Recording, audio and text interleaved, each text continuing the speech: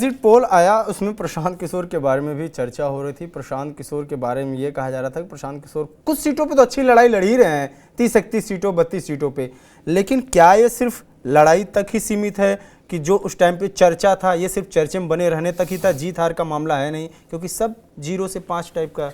देखिए अंकित, ये बड़ा ही अच्छा सवाल आपने किया है और ये सवाल मेरे लिए भी बहुत महत्वपूर्ण है। मैं आपको बता दूं, मैं भी जनसुराज पार्टी के पक्ष में जो माहौल देखा और जो प्रशांत किशोर की सभा में माहौल देखा, तो मैंने अब तक इस तरह का माहौल कभी भी किसी नेता के लिए देखा है तो उसको जीतता हुआ पाया। तो प्रशांत किशोर की सभाओं को हमने देखा है, कई सभाओं को देखा है, और उसमें जिस तरीके की भीड़ उमड़ रही थी उसको देख करके तो हमें यह साफ साफ महसूस हो रहा था कि प्रशांत किशोर कितने पॉपुलर हैं। हालांकि आपने जीतते हुए नहीं कहा, आपने लड़ाई कहा है। हमने एक बात का बड़ा ध्यान रखा, और वो ध्यान इसलिए रखा क्योंकि इस बात का मुझे एहसास है, प्रशांत किशोर के मुद्दे बड़े पॉपुलर हैं, इस बात से कोई इनकार नहीं कर सकता। प्रशांत किशोर ने जो पलायन वाली बात कही है उसकी चर्चा लोगों के दिमाग में है। प्रशांत किशोर ने जो ये बात कही है, यहां विक्ट्री उधर फैक्ट्री, इसमें भी दम है, इस बात को आप जान लीजिए। उसके बाद इस मुद्दे को आरजेडी ने उठाया। अब सवाल ये उठता है कि प्रशांत किशोर हर सीट पर चुनाव नहीं लड़ सकते ना। प्रशांत किशोर एक नैरेटिव तैयार कर सकते हैं, एक मोमेंटम पार्टी को दे सकते हैं, लेकिन जो उम्मीदवार को चुनना होगा तो उस उम्मीदवार के चुनाव में प्रशांत किशोर हर जगह हिट नहीं होंगे ना। चुनाव जीतने के लिए आपको पॉलिटिकल भी होना पड़ सकता है।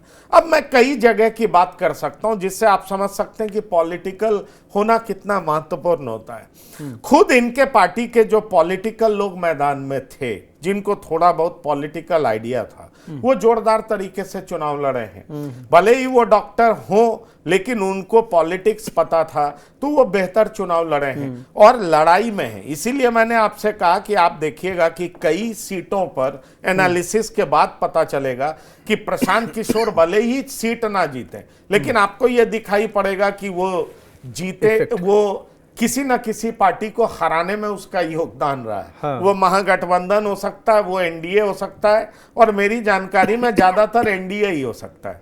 अब जैसे तेगड़ा में आरएन सिंह फैक्टर थे, मैंने चेरिया बरियारपुर में देखा डॉक्टर मृत्युंजय फैक्टर थे। हाँ, मटिहानी में अरुण कुमार फैक्टर नहीं थे।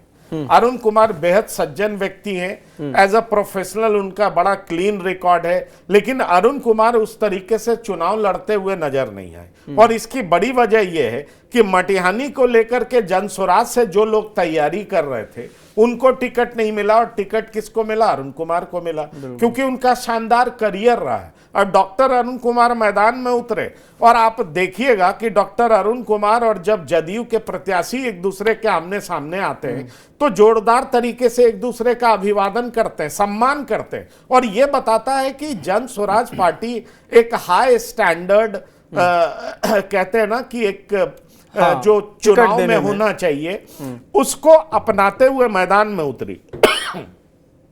लेकिन पॉलिटिकल होना एक अलग बात होता है। मुझे यह बात समझ में आ गई कि इनके प्रत्याशी उतने दमदार नहीं है जितना प्रशांत किशोर दमदार है, और जो विधानसभा चुनाव में या जितना छोटा चुनाव होगा, लड़ाई प्रत्याशी पर भी बहुत ज्यादा निर्भर करती है, और खास तौर पर इस बार बिहार विधानसभा चुनाव में प्रत्याशी पर बहुत कुछ निर्भर किया है। और इसीलिए मैं आपको कह सकता हूं कि प्रशांत किशोर ने नैरेटिव बढ़िया बनाया, माहौल अच्छा बनाया, लेकिन वो जीत में तब्दील होती हुई इसलिए दिखाई नहीं पड़ रही है क्योंकि प्रत्याशियों का चुनाव उन्होंने पॉलिटिकल नहीं किया। और जिस बात की चर्चा वो बहुत कर रहे थे कि हम जाति के आधार पर टिकट का बंटवारा करेंगे, तो उन्होंने ये बात की, लेकिन जमीन पर उस तरीके से नहीं दिख पाया। जैसे वो कहते थे हम 40 मुसलमान को टिकट देंगे, आप देखेंगे ऊंची जाति के बहुत सारे लोगों को उनका बेहतर बैकग्राउंड देखते हुए, करियर देखते हुए, बढ़िया